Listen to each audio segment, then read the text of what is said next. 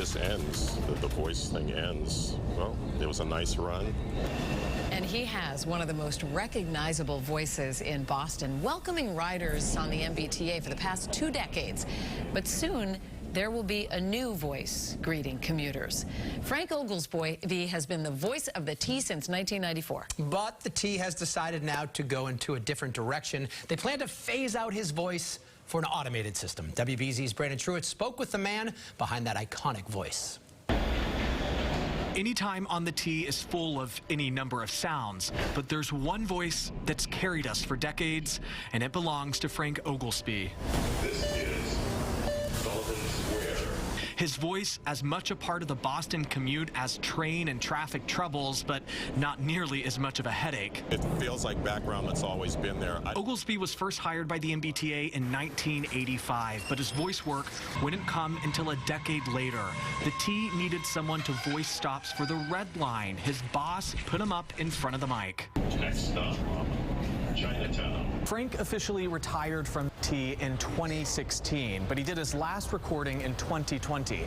His voice can still be heard on some of the lines. I like the sound. Over the years, Oglesby says he's been stopped more times than he can count, but it often takes people time to connect his voice with the T. This TikTok going viral over the summer when he was recognized on Martha's Vineyard. The next Orange Line train to Oak Grove is now approaching. I'll miss hearing about how people feel about what I did.